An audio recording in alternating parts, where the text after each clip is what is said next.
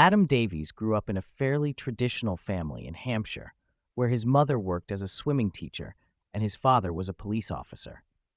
From a young age, Adam was highly active and dedicated to sports, especially gymnastics.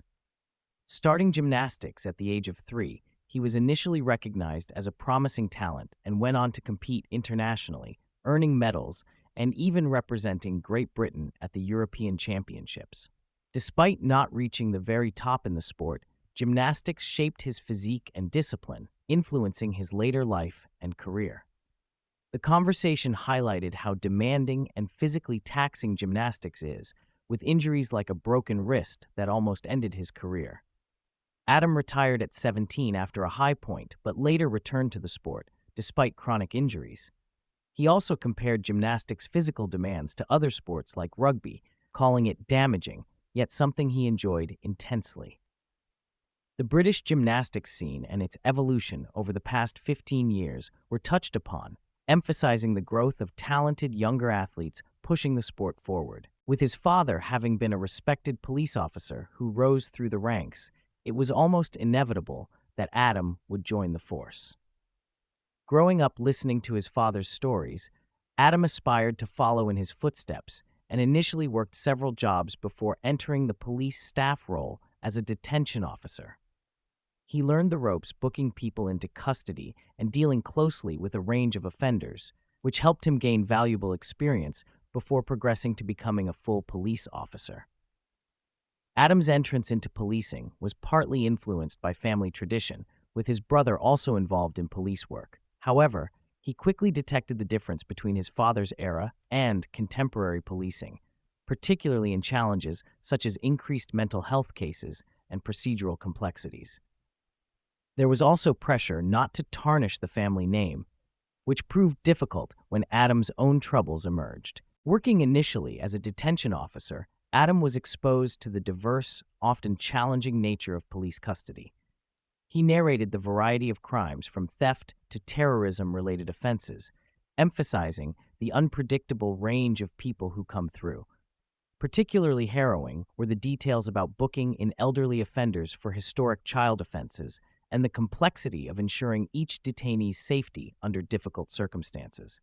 Adam also discussed the emotional and ethical challenges of remaining impartial, even with the most distressing detainees, such as suspected pedophiles.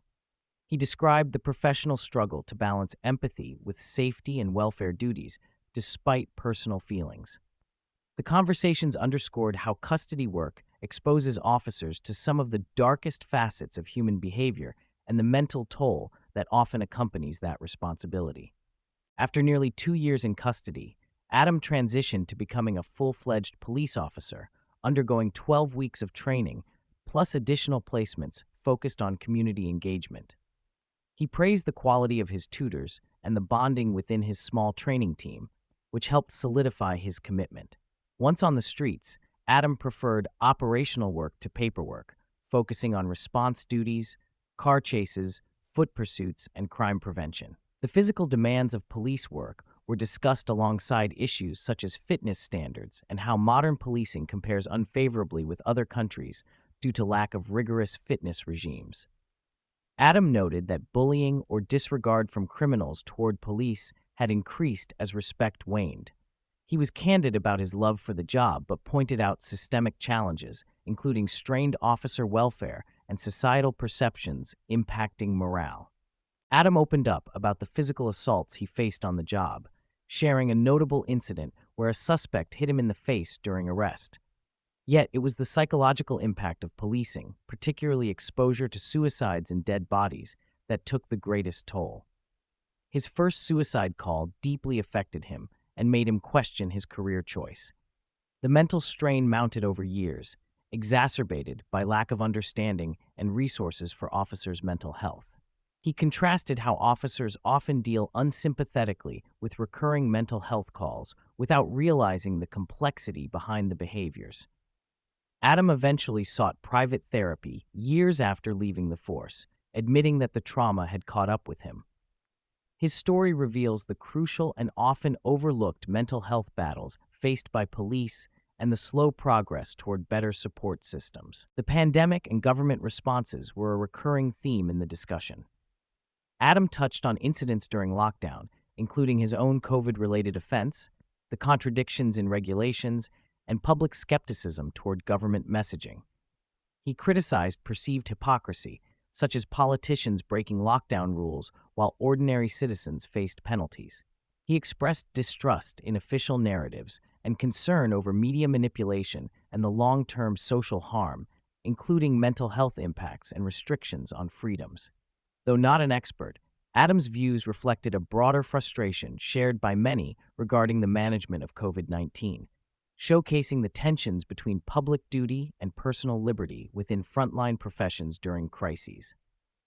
Adam described the challenges within police culture, including strained relationships with management, internal politics, and feelings of being undervalued. Despite his lineage, he felt no special treatment and often believed he was held to higher standards because of his family name. He faced setbacks, such as denied opportunities in specialized departments and disputes over tattoo policies that reflected broader tensions between individuality and institutional conformity. He also discussed changes in policing styles, greater political correctness, and reduced tolerance for assertive policing, which he saw as contributing to lowered respect for officers. The interview highlighted the complexity of police work behind the scenes, where officers must navigate bureaucratic hurdles, hierarchical pressures, and societal expectations while maintaining operational effectiveness. Among the episodes that foreshadowed trouble was Adams' viral rap video about county lines and knife crime, intended as community engagement. Though initially supported by his department, the video leaked prematurely, quickly attracting millions of views online and provoking internal disciplinary action.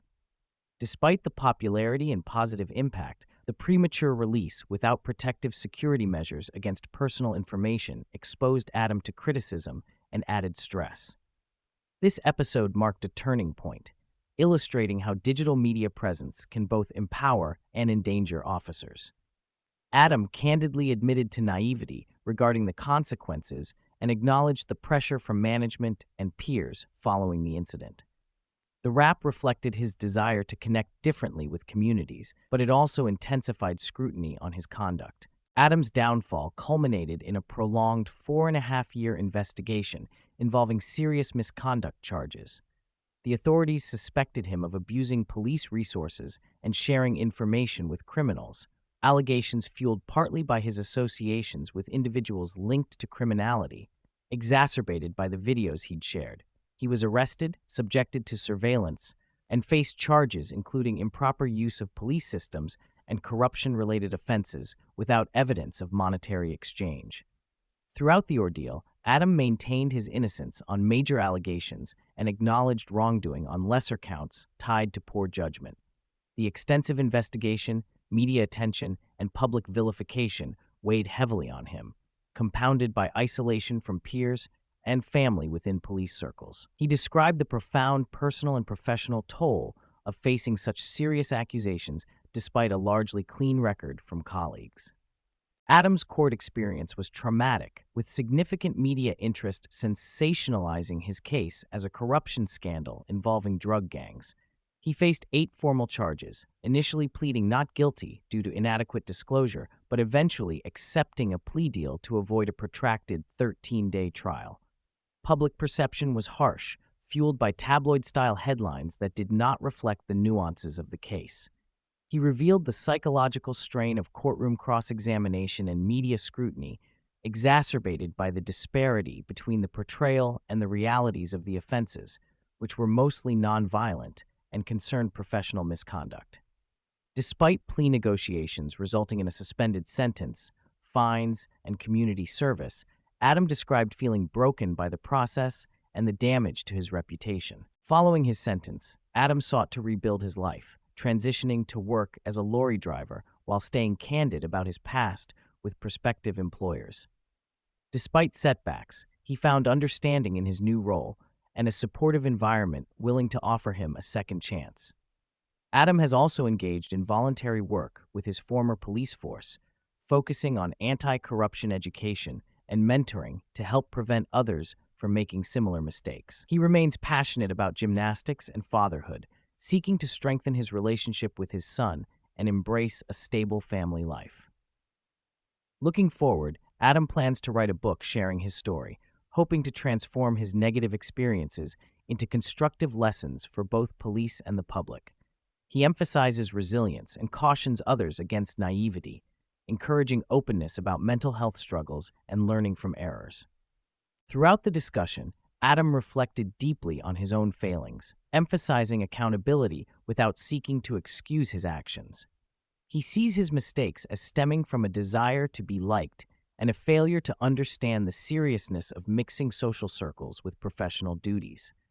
While not corrupt in the traditional sense of accepting bribes or facilitating criminal enterprises, his complacency and poor decisions endangered the integrity of his role. He stressed the importance of officers maintaining clear boundaries and being vigilant against subtle forms of manipulation and association. Adam also highlighted the larger systemic issues of trust within law enforcement and the pressures officers face from all sides: public expectations, internal discipline, and personal life challenges. His story is both a cautionary tale and an appeal for greater awareness and support for police mental health and ethical decision-making.